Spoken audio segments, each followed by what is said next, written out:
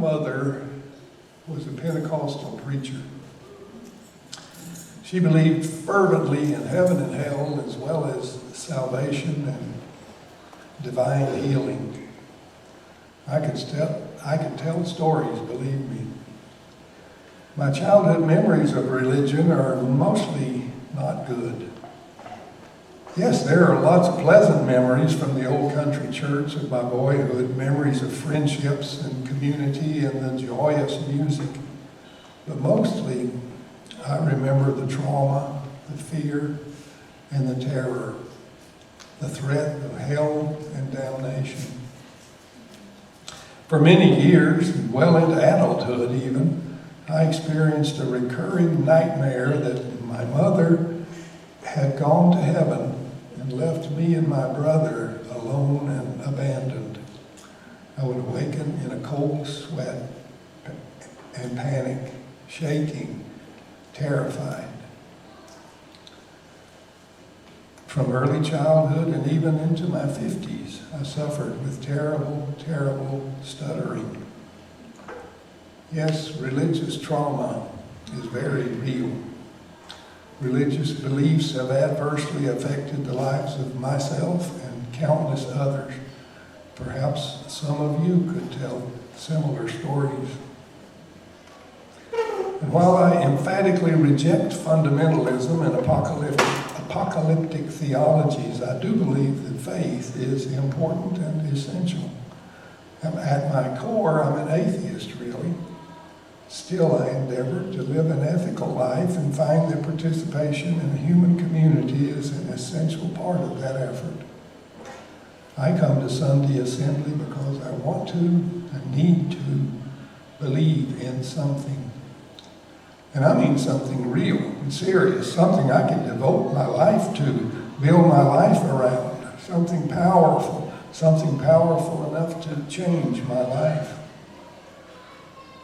Now I should tell you something about myself. I can only believe what I know is true, factually true, not just present in my consciousness, but something I can see and touch, not just a feeling. It must be real or I can't believe it. It's not that I don't believe, it's just that I can't believe what I don't know. I don't know if there's a God. I don't know what to say or believe about Jesus. Surely he was a great prophet and a rabbi who lived an exemplary life, but still I can't ignore all the horrendous things that have been done through the centuries in the name of Christianity. Old ancient texts have immeasurable historic value, but can I say they're factual? How can I believe that what was written centuries ago is even more relevant than contemporary works? Our world today faces problems unimagined by the ancients. I do not know whether people who lived thousands of years ago had a better understanding of the world or a better relationship with nature than we do today. Ancient lifestyles and cultural practices evolved during times of sparse human population.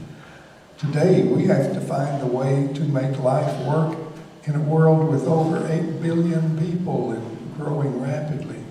The world we live in today has nuclear warfare, quantum theory, space telescopes, electron microscopes, genetic engineering, artificial intelligence, and organ transplants. We struggle with ethical and spiritual issues prior generations could never have imagined, let alone solved. Some of my good friends tell me that if one does not place one's faith in the God of Abraham, then we really must at least believe in some, quote, higher power, unquote, or some unnamed spiritual force, or perhaps the universe with a capital U.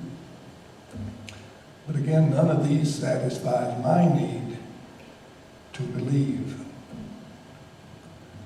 I cannot place my faith there. The point is not that I have doubts about mysterious powers, which I do. The point is that I just don't know.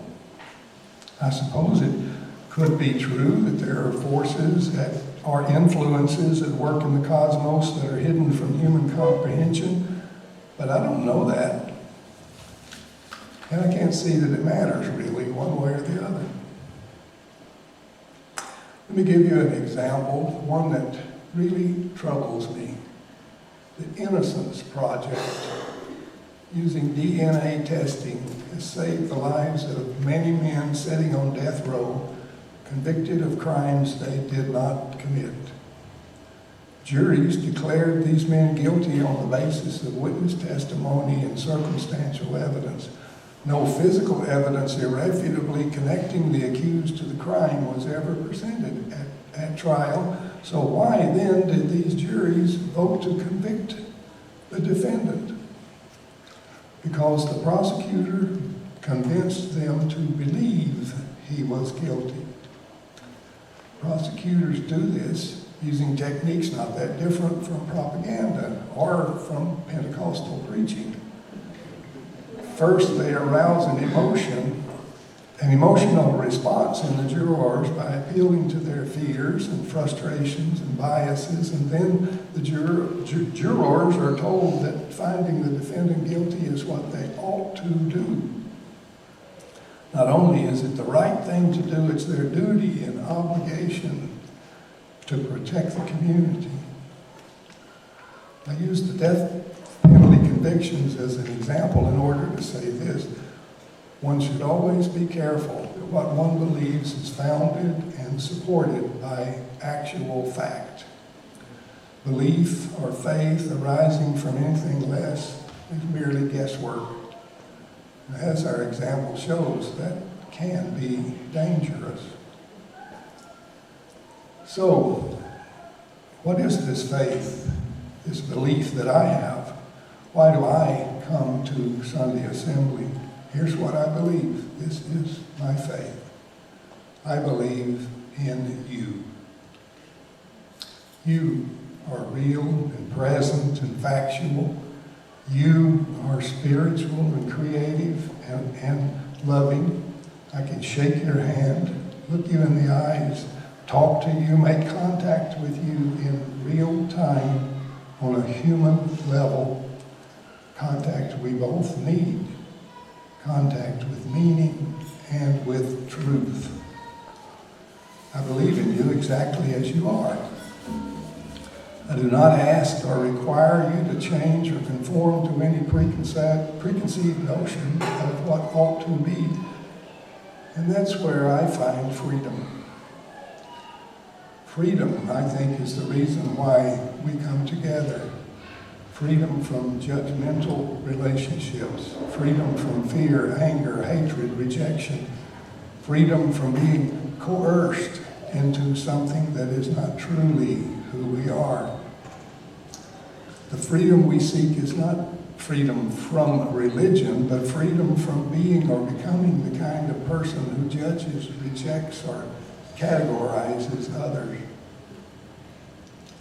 Respect for the inherent worth of all people and living things, acknowledging that we are all interdependent, is the credo by which I live and on which I make my decisions. Please allow me to say that we in Sunday Assembly have a faith which guides us. It's a powerful faith, a faith established in truth, not in great truths with a capital T passed down from above, but the ordinary truth of everyday experiences, the real truth of our real lives.